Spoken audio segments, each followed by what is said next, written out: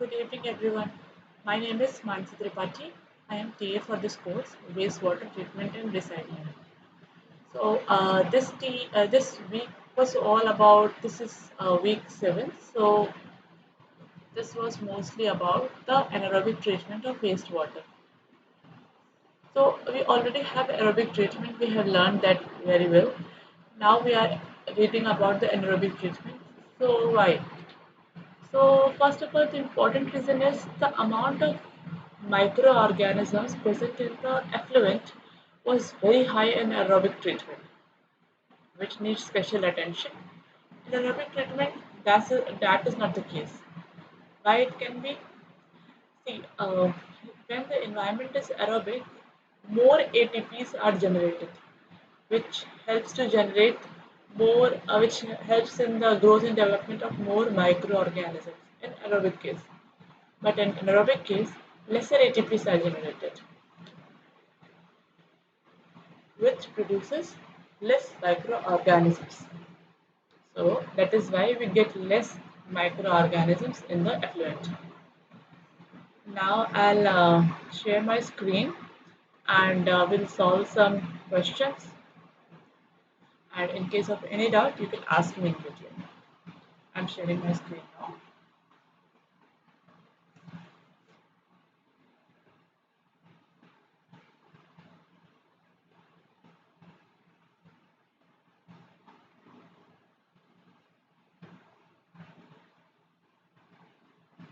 I hope you can see that.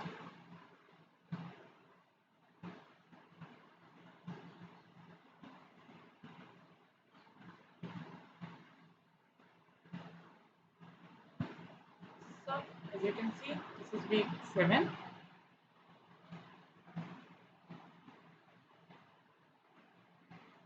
So the first question is, during anaerobic treatment, organic carbon is largely converted to. So the product of the treatment, okay, depends upon the condition of oxygen inside the reactor. So when there is oxygen, we get different product. There is no oxygen, we get entirely different product. So anaerobic treatment means when there is no oxygen, what can be the product? Organic matter.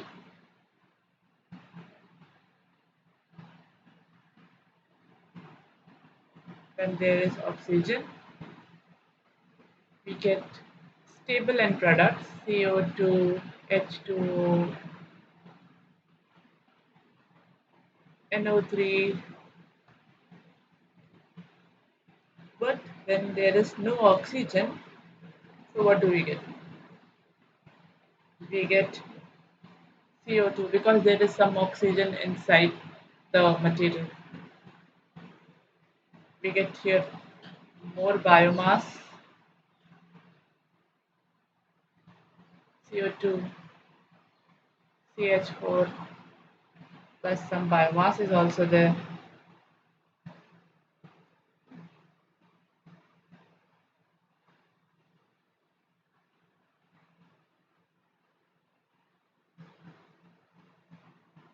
Okay, so as you can see, methane and carbon dioxide we get. Most of the organic carbon is converted to biogas composed of CH4 and CO2. Okay, shall we look? I'll clean the screen so that you can see it clearly.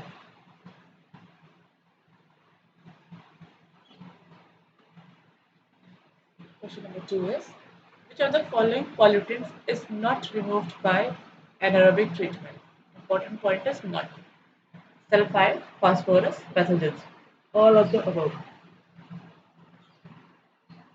Let's look at the answer.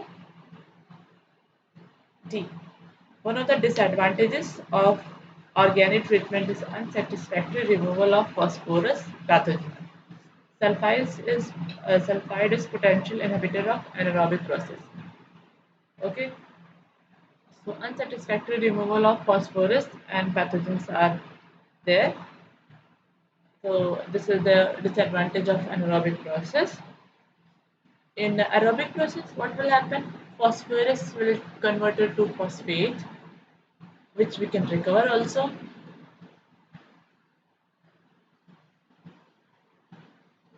And sulfide is potential inhibitor of anaerobic process. How? When more sulfide is there, it can react and form H2SO4, okay, which is an acid which decreases the pH of the reactor drastically. So what happens? Many microorganisms that are neutrophilic in nature, they live in neutral environment, they die. What happens? Neutrophilic microbes die.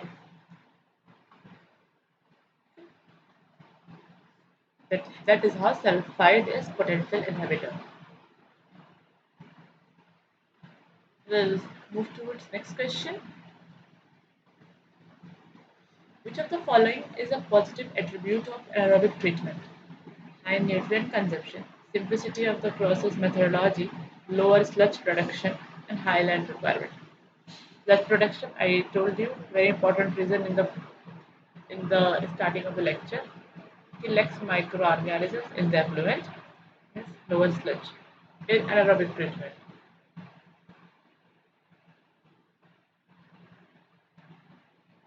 And the answer is C. Anaerobic processes are associated with low nutrient consumption, low land requirement. The biochemistry related to anaerobic process is complex. Low sludge production is a major advantage. Okay,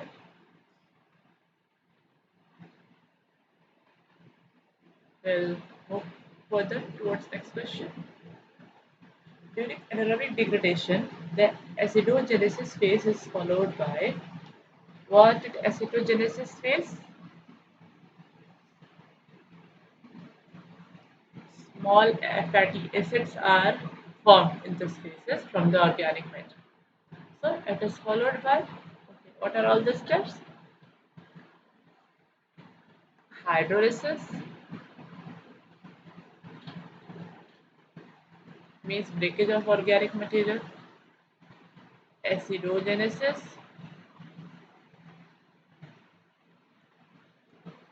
means formation of acids. Now acetogenesis,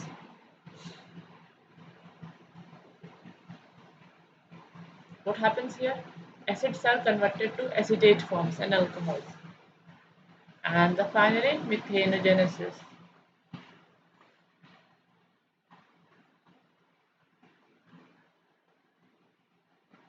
Okay, this is the step. So what is the answer? Yes, you can see very clearly.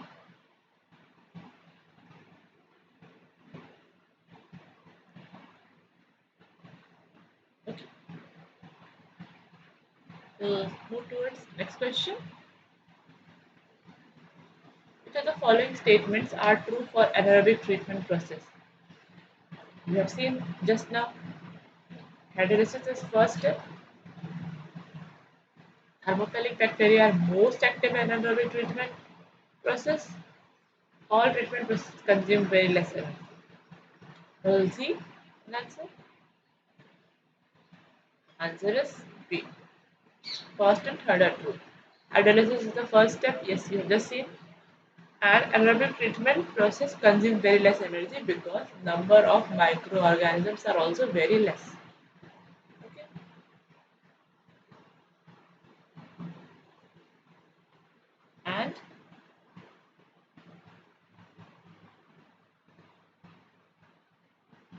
And this important is mesophilic bacteria are most active.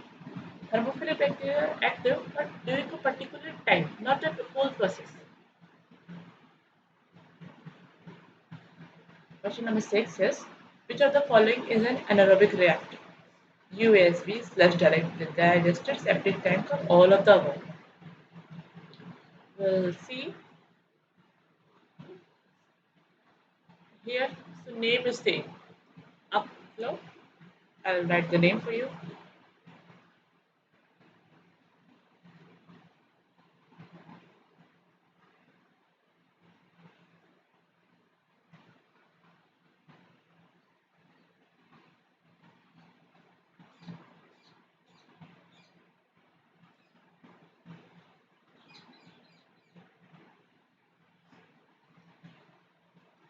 Answer is D, all of the above.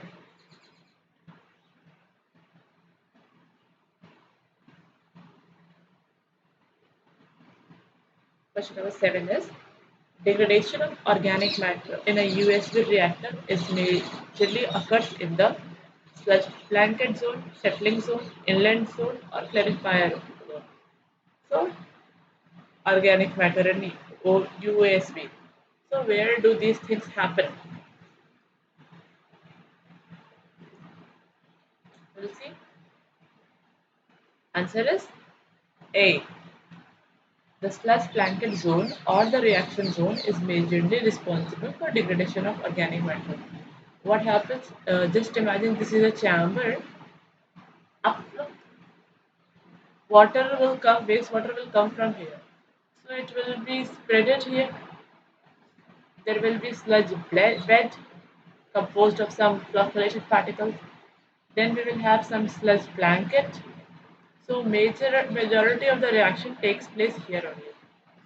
The particle rises, the particle organic matter particle rises with some air. It gets separated here. Particle moves down again, and the air is collected in gas chamber, and the clear effluent may go out. This is how, like in brief, how USB works. We'll see next question. The typical structure of GLSS in a USB reactor is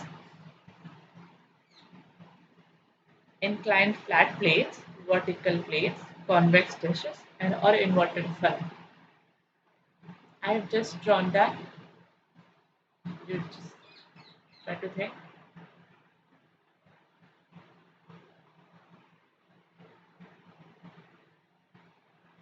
So the answer is an inverted funnel structure operates as GLSS in a circular USB reactor. Okay.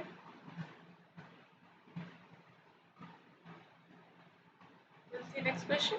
In case of any doubt, you can ask me in between. Which of the following anaerobic treatment system requires inert media for operation? Anaerobic fixed film reactor, anaerobic filter, fluidized bed reactor, and all of the above. So we are talking about inert media, means the media which do not interact with the organic matter, which just provide a surface on which biomass can grow, and that biomass may interact with organic matter. Okay? That is what we call inert media. We'll see the solution. Answer is D. In all of these systems, we want that. Okay.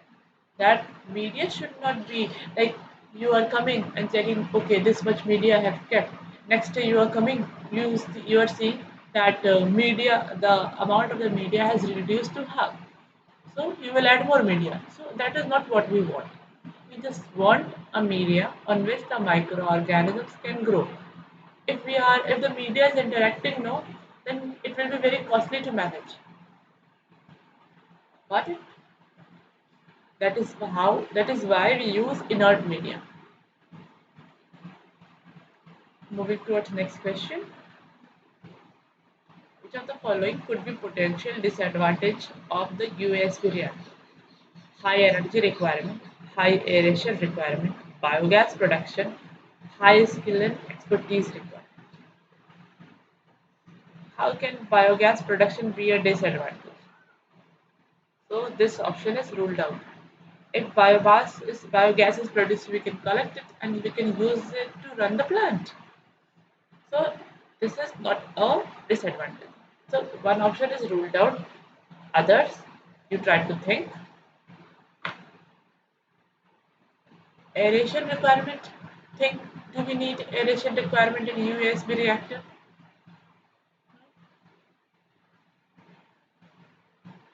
We'll see. Answer is D.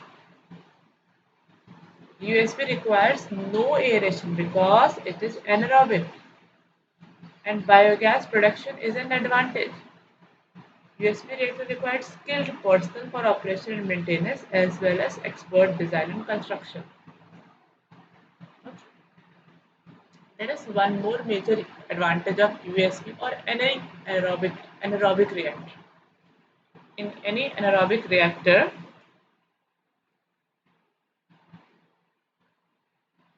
this is one of the major advantages. If you are not feeding it for no feed 6 months, even then also it will work when you feed it to, when you start feeding them. If there is no feeding for 6 months, what I mean to say is you have a reactor, wastewater flow is very less. So you don't have enough wastewater to pass into your anaerobic reactor. So what you will do? You will start collecting wastewater until the amount is sufficient that you can pass it to the treatment unit, your anaerobic treatment unit. So this wastewater collection you can do for 6 months. Nothing will happen to your anaerobic reactor microorganisms. Once you will start feeding it, it will kickstart this process. Okay, but in aerobic, what will happen? If you are not feeding it for some days or some hours, it will die. So that is a major advantage of anaerobic reactor. Okay, we'll move towards next question. Which of the following operates only as an upflow reactor? Anaerobic fluidized bed reactor, anaerobic contact process, anaerobic fixed film reactor, upflow reactor. Okay, upflow reactor means this is your reactor and your wastewater is moving like this, inflow, or sequential batch reactor. So the solution is A.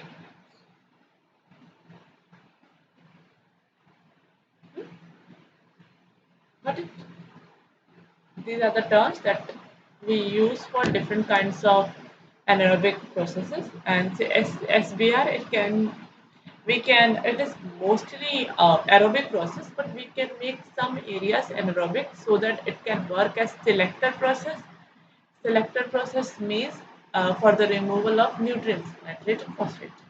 We can use some area, not whole SPR. Sometimes, some area it can be made anaerobic. But this is SPR is basically aerobic. Fine. We'll see next question. Parallel separators are used to improve the biomass separation efficiency in anaerobic contact process, anaerobic filter, SPR, sequence and batch reactor, or hybrid reactor. We are using parallel plate separators. Why? We'll see. Biomass separation can be improved using parallel plate separator in the anaerobic contact process. Okay. We can increase the contact between the microorganisms and the organic matter by using plate separators so that more space is there on which microorganisms can grow, and in this way they can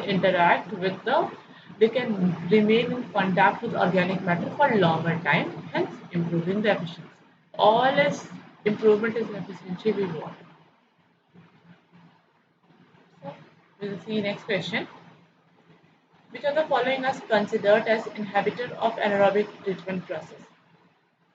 Sulfide, ammonia, heavy metals, all of the above. We have seen similar kind of question, right? So jog your memory and answer this question. Answer is D. All three components act as potential inhibitors. Sulfide, we have just seen, I have shown you H2SO4. Ammonia, also when there is more ammonia, it is very harmful for the anaerobic bacteria. And heavy metal in larger concentration is harmful for everything, everyone, every plant or every living component of this world. So answer is all of the above. Now, next will be solving it to numericals. It's better you will have if you have calculators with you by your side. So, and try to solve with me. Second thing is, in case of any doubt, you can interrupt me. In case there is anything you don't understand, you can tell me, and we will. I'll try to clarify your doubts. Apart from that, in case of further doubts, you can use the forum where I will answer your questions.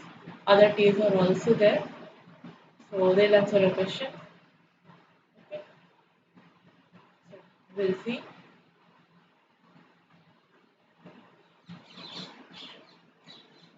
So this numerical is about USB reactor fed with 10 ml of wastewater containing 5000 mg per liter of COD results in 85% COD removal. So this is your efficiency. Stoichiometric conversion shows us that 1 kg of COD produces 50 kg biomass. Determine the amount of sludge. Okay.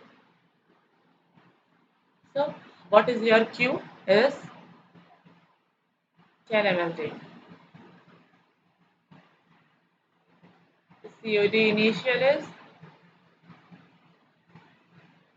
5000 mg per liter. Efficiency is 85%. So how much COD is consumed? 85% COD is consumed. So COD consumed is 0.85 into 5000 milligrams per liter. Now let's convert it into like check how many COD is consumed per kg per day. Kg per day 0.85 into 5000 mg per liter into 10 into 10 raised to power 6 liters per day. We will divide it by 10 raised to power 6, which will give us what? Milligrams per kg. I am converting the units from milligram to kg. That's why I've divided it by 10 raised to power 6. 10 raised to power 6, 10 raised to power 6, go on. What we got? 0.85 into 5000 into 10 kg per day. Now it is saying 1 kg COD gives 50 gram of biomass. So how much biomass will be generated from this?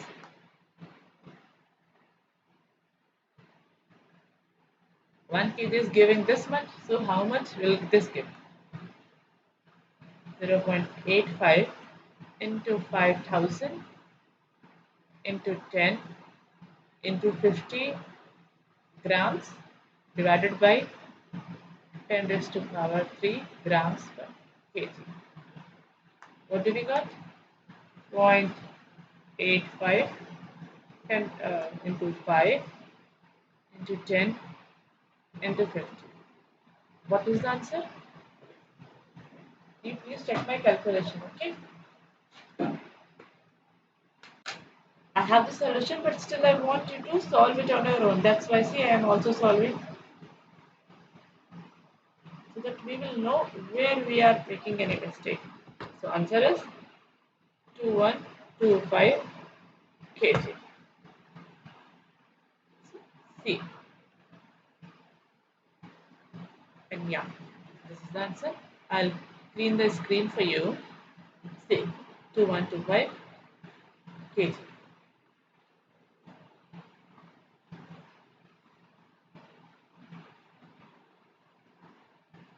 Next question is, in the process of methanogenesis, acetic acid gets converted to methane and CO2 as per the reaction. 80% conversion efficiency is there. The methane gas production in the reactor fed with 10 ml wastewater having 180 mg per would be approximately.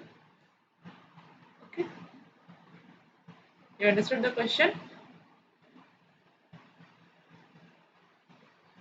So we have 180 mg per liter of acetic acid. We want to know how much methane in meter cube is produced.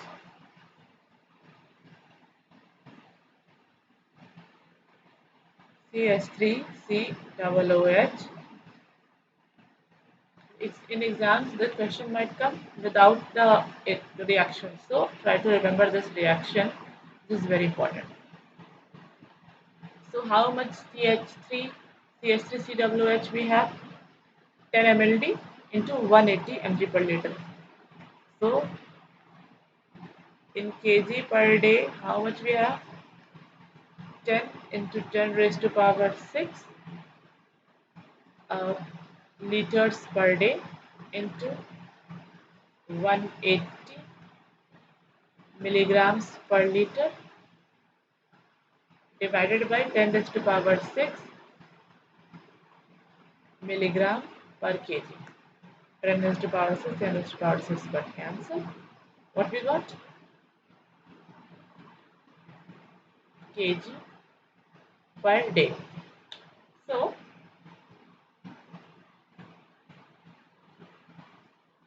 you can see now we need to find this in number of moles.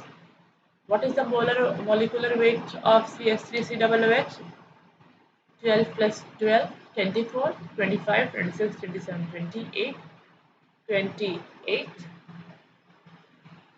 plus 42, 60 and 70. 60 is giving us 17. I have to check my calculation again.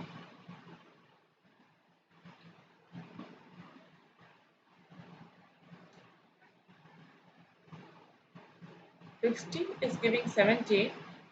So how much 1800 will give? So excess how much? This is when whole of the thing is converted without any conversion efficiency consideration. 17 into 1800 divided by 60. 510. So how much methane is produced? 510 kg per day. But here it is saying conversion efficiency is 80%. So we know we can get 510, but how much we are getting? Just 80%. So how much CH4 we are getting? 80% means 0.8 into 510.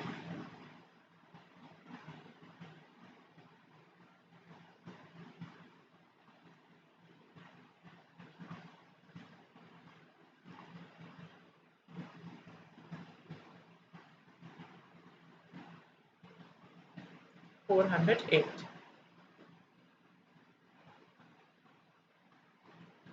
But we want in meter cube. We have density. Let's convert it into meter cube. Okay. Density is mass upon volume. We have mass, we have density. What we need is volume. So volume is mass divided by density. Mass is 408 divided by 465. We got 0.87. 0.87 meter cube per day. This is my answer, which is clearly not matching with any of them. We'll see the solution. Maybe I made some mistake there. You try to understand. You try to check the solution.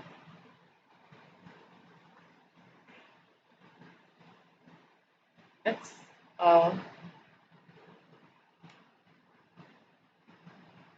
where I made the mistake of 16 milligrams of methane. Okay, what I made is here, this place. Molar mass of CH4 I miscalculated. Okay, so 1800 into 16 divided by 60, we got 480.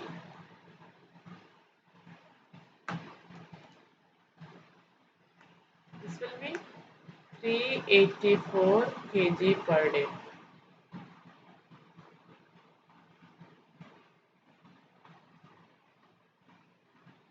384 divided by 465, we got 0.82.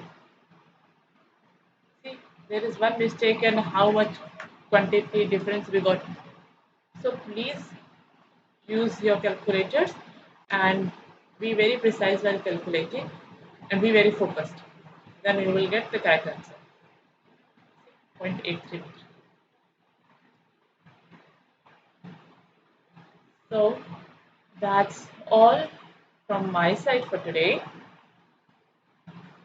I'll unshare my screen, and in case of any doubt, you can ask the question. I'll unshare it.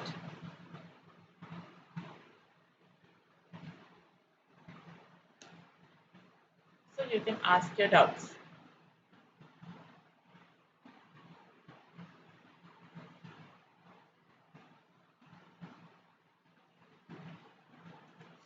Any doubt, guys? Okay. You can ask it out now, or you can post it in the forum as well. No problem. I'll answer there. We'll close the session now. Thank you, everyone. Thank you.